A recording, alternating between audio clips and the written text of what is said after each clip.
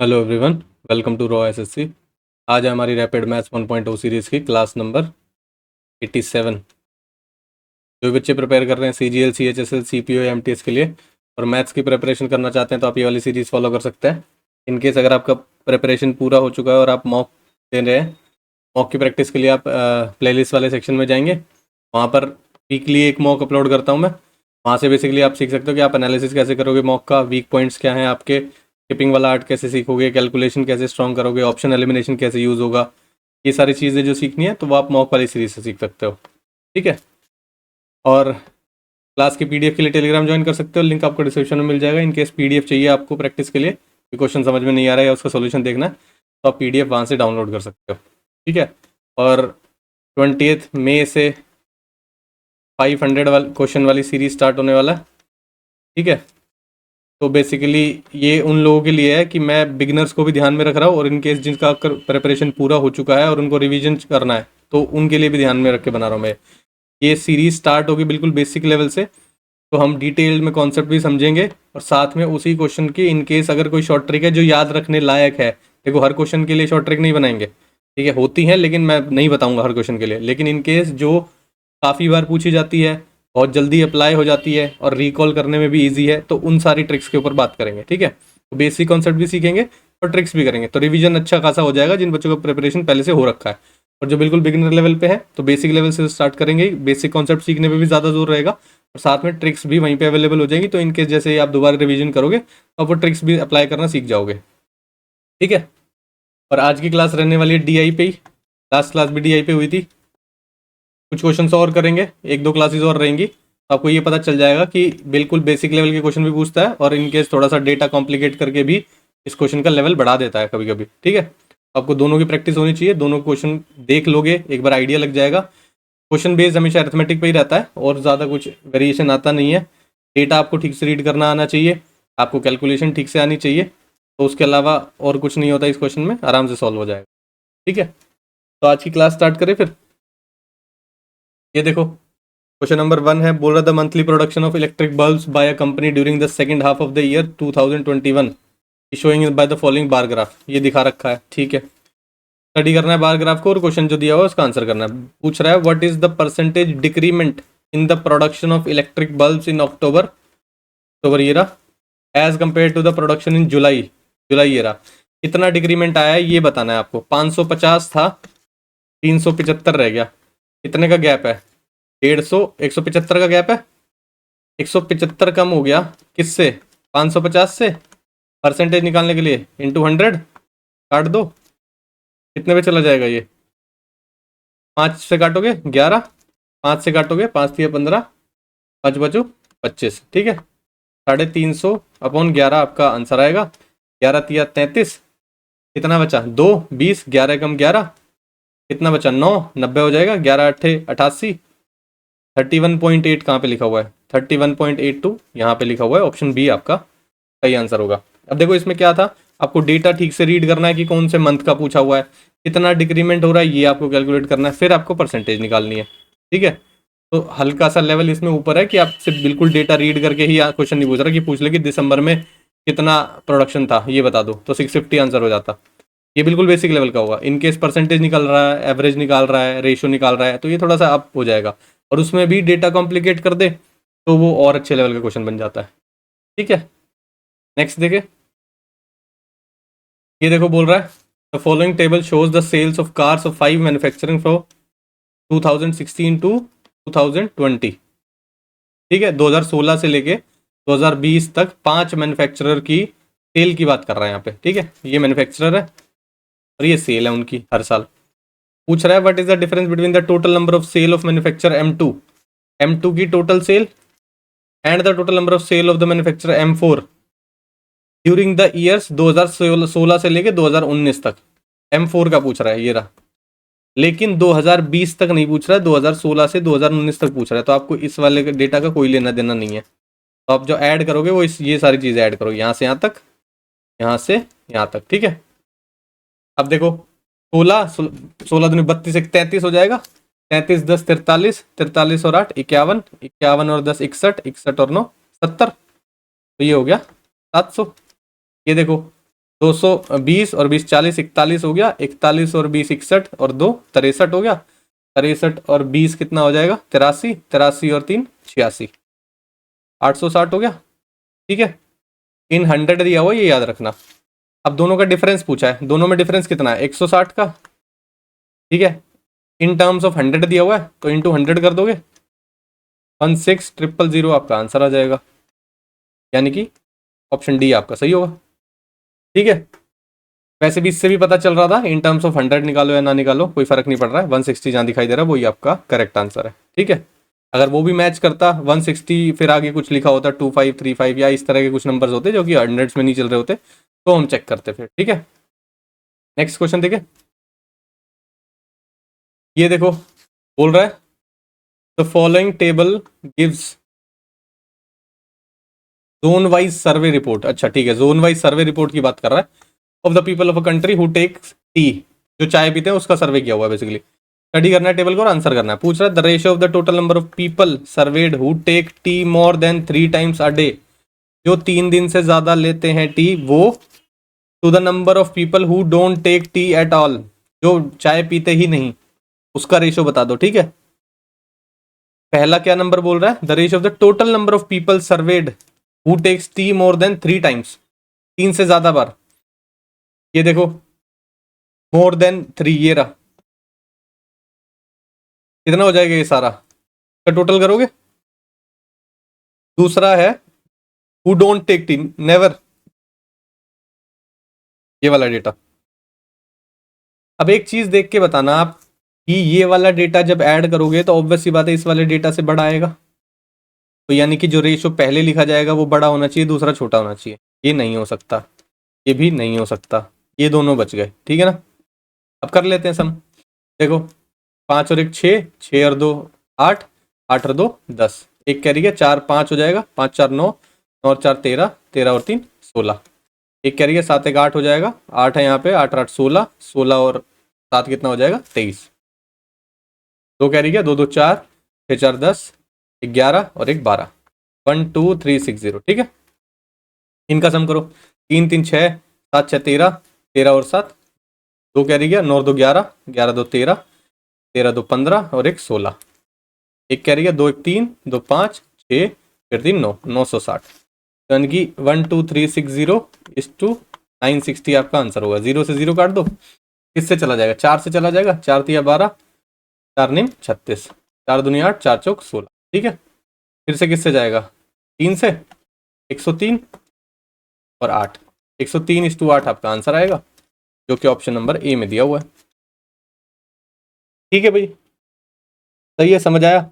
अब डेटा थोड़ा सा लंबा कर दिया तो सम करना पड़ेगा, टाइम लगेगा। अब इसी में गड़बड़ी हो जाती है, सम करने में बहुत अच्छे से गड़बड़ी होती है डेटा में जब आप टोटल करने बैठते हो। ओरली करना पड़ता है, लिख तो सकते नहीं बार बार, टाइम ज़्यादा चला जाए, ओरली करने में कई बार गलतियां हो जाती हैं। तो ये ऐसा है कि डेटा में भी खेल रहा है, क्वेश्चन भी ठीक ठाक दिया हुआ है।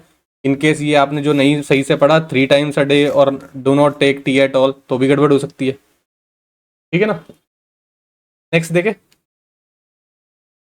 ये देखो पाई चार्ट बनाया हुआ है, परसेंटेज वाइज डिस्ट्रीब्यूशन दिया हुआ है साथ में। ठीक है, क्वेश्चन देखते हैं, क्वेश्चन क्या पूछ रहा है सीधा।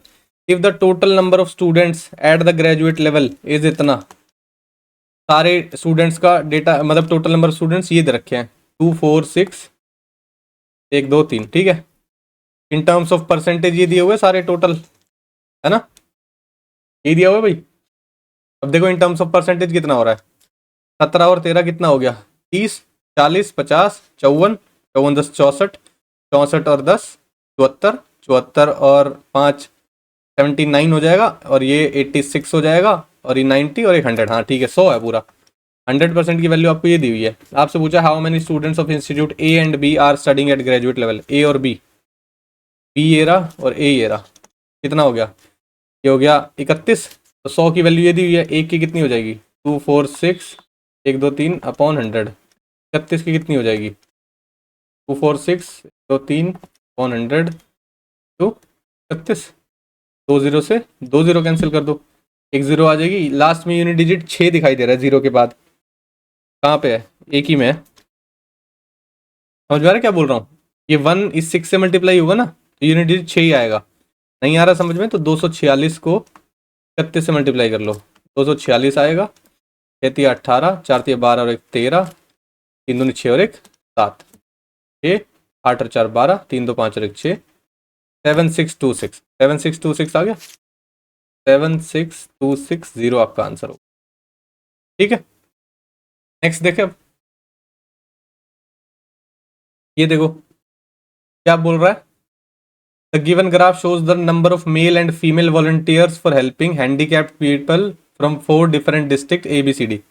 4 डिस्ट्रिक्ट है, मेल और फीमेल वॉलंटियर कर रहे हैं, ठीक है, हैंडीकैप लोगों को। अब पूछा है find the number of volunteers all together, सारे वॉलंटियर्स का टोटल बता दो। तो यहाँ पर ये देखो, ये कितने हैं, पहले मेल यहाँ पे 40 हैं, ये 30 है, ये 25 है, ये 35 है, ये 20 है, ये है 30, ये है 45 और ये है 25। अब इन सबका टोटल आपको करना है। देखो 40 और 30 70, 70 और 30 कितना हो जाएगा 100, 120 और 5 और 5 10 हो जाएगा 130 हो जाएगा। 130 और 50 180 हो जाएगा। 180 में 20 ऐड करोगे 200 हो जाएगा, 240 हो जाएगा, 250 आपका आंसर आएगा। ठीक है, इस तरीके से करना है डेटा में टोटल। ऑप्शन बी आपका सही होगा। अब आप कैसे करोगे इसको, 40 30 25 35, कुछ बच्चे ऐसे लिख के करेंगे, ऐसे करके भी आंसर तो आएगा ही, लेकिन वो जो 1-2 मिनट फालतू जाएंगे वो बाद में नुकसान हो जाएगा, 1-2 क्वेश्चन छूट जाएंगे। ठीक है, तो इस तरीके से कैलकुलेशन थोड़ा सा स्पीड से करने का ट्राई करो। ठीक है, नेक्स्ट देखें। ये देखो the monthly wages of 3 mess workers, जो मेस वर्कर का 3, राहुल सुनील और Vipin, of boys hostel for 3 months are given. 3 महीनों का उनका मंथली वेजेस दिया हुआ है 3 लड़कों का। ठीक है, बोल रहा है क्वेश्चन में in November the wages of Sunil is what percent of the wages of Rahul. In November, पहले तो नवंबर देखते हैं, ये रहा नवंबर। वेजेस ऑफ सुनील, सुनील के वेजेस ये है, is what percent to the wages of Rahul. ये मतलब 10,500 कितना परसेंट है 11,500 का, 10,500 कितना परसेंट है 11,500 का, इंटू 100 परसेंटेज निकालने के लिए 2 0 से 2 0 कैंसिल कर दो, 5 से काटो, 5 दूनी 10, 5 तिया 15, 5 दूनी 10, 5 एकम 5, 100/23 हो गया। ठीक है, डिवाइड कर लोगे आप इसको डायरेक्ट, कितना हो जाएगा भाई, देखो सब में देखो 8 पे जा रहा है या 9 पे जा रहा है। 8 पे करोगे 23 अट्ठे कितना होता है 160 और 8 तिया 24। ठीक है, 8 पे चला जाएगा या 9 पे जाएगा, 9 दूनी 18, 9 तिया 27, 107 हो जाएगा। ठीक है, 9 पे चला जाएगा। 23 निम्मा देख लो, 23 निम्मा की बात कर रहा हूँ, 9 तिया 27, 2 कैरी गया, 9 दूनी 18 और 2 20, 207 हो गया। 210 है उधर तो चला जाएगा, यानी कि 9 पे चला गया, बचा कितना 3 और 0 पीछे आ गया, 30 हो गया, तो 91 आएगा, 91 पॉइंट समथिंग। आपका कहाँ है ऑप्शन में 91.30 ये लिखा हुआ है। क्लियर भाई, समझ आया। 23 से कम 23 हो गया था, 3 बच गया था 0, है ना, समझ आया। कितना बचा था भाई 91 आ गया था, 30 था, 23 से कम 23 हो गया, 7 बचा, 70 हो गया, 70 23 पे कितने पे जाएगा 3 पे ही तो जाएगा। ठीक है ना, 69 हो जाएगा, तो 91.30 आपका आंसर आएगा। क्लियर है ना, आगे बढ़े। अब यही कैलकुलेशन देखो बिल्कुल स्ट्रेट नहीं है कि डायरेक्ट कट के 10%, 15%, 20% आंसर आ रहा है। ये जब कैलकुलेशन पॉइंट में चली जाती है तो थोड़ा सा ये लगता है कि हाँ कैलकुलेशन थोड़ा ध्यान से करनी है। और पास पास ऑप्शन दिए हुए 90, 89, 88, 91, तो इतना दूर दूर भी नहीं दिख रहा कि आप एलिमिनेट कर लो ऑप्शंस को। ठीक है, तो आपको एक बार तो निकालना ही पड़ेगा कि आपकी फर्स्ट डिजिट क्या आ रही है तो आप एलिमिनेट कर सकते हो, सेकंड डिजिट क्या आ रही है तो आप एलिमिनेट कर सकते हो। ठीक है, नेक्स्ट देखें। देखो टेबल दी हुई है, बोल रहा है the number of clerical and officer cadre employ recruitment by 4 different banks ABCD from 2011 से 2014 तक। 4 सालों में ऑफिसर और क्लर्क का रिक्रूटमेंट दिया हुआ है। बोल रहा है compute the ratio of the number of officers cadre employ of bank A to the number of officer cadre employees of bank C. ठीक है, बैंक ए का, बैंक ए ये रहा और सी ये रहा, ऑफिसर कैडर की बात कर रहा है ये। ठीक है, तो ये रहे सारे ऑफिसर और सी में ऑफिसर ये रहे, है ना। क्लर्क नहीं बोला ना किसी को भी, क्लर्क का डेटा तो नहीं बोला। दोबारा देख लो, compute the ratio of the number of officer cadre employees of bank के number of officer cadre employees of bank C. ठीक है, कम कर लो इसका, कितना आ गया 0, 5 और एक 6, 6 6 12, एक कैरी गया, 3 6 हो गया, 6 3 9, 9 और 4 13, 13 20 हो गया। यहाँ देखो 5 4 और 3 7, 7 और 8 15, एक कैरी गया, 2 और 2 4, 6 4 10 और 11, 11 55 हो गया। इनका रेशो निकालना है आपको, 13 20 का रेशो निकालना है 11 55 से। 5 से काट दो, 5 दूनी 10, 5 6 30, 5 चौक 20, 5 दूनी 10, 5 3 15, 5 एकम 5। ठीक, अब किससे जाएगा? और देखो, और कुछ तो नहीं दिखाई दे रहा, किससे कटना चाहिए? ये 3 से चला जाएगा, 9 से जाएगा, 9 से भी देख लेते हैं एक बारी। 9 दूनी 18 और ये 84, नहीं 9 से तो नहीं जाएगा। 3 से देखो, 3 अट्ठे 24, 3 अट्ठे 24, 3 सत्ते 21, 3 सत्ते 21, फिर 11 से चला जाएगा, 11 अट्ठे 88, 11 सत्ते 77, 8:7 आपका आंसर आएगा, है ना? कहाँ दिया है? ऑप्शन डी में दिया हुआ है। क्लियर, समझ आया भाई? सम करना है और फिर रेशो निकालना है। आगे बढ़े, ये देखो percentage distribution of employees in different departments of the company, ये दिया हुआ है। टोटल कितने हैं? 20,000 एम्प्लॉयज हैं, है ना? कितना परसेंटेज डिस्ट्रीब्यूशन? 20 20 40, 40 30 70 80 और 100। ठीक है, 100% की वैल्यू आपको दी हुई है 20,000। ठीक है, अब बोल रहा है 30% of the employees in department D are female, then how many male employees are there in the department D में। डी देखो पहले 30%, ये टोटल डी है कितना, तो टोटल पहले 30% की वैल्यू निकालते हैं। 1% की कितनी होगी? 200। भाई 20 से 20 काट दिया, बार बार नहीं लिख रहे हैं हम। ठीक है, 30% की वैल्यू कितनी होगी? ये डी डिपार्टमेंट की बात कर रहे हैं हम। 30 इंटू 200 यानी कि 6,000। तो डी डिपार्टमेंट में टोटल कितने हैं? D department employ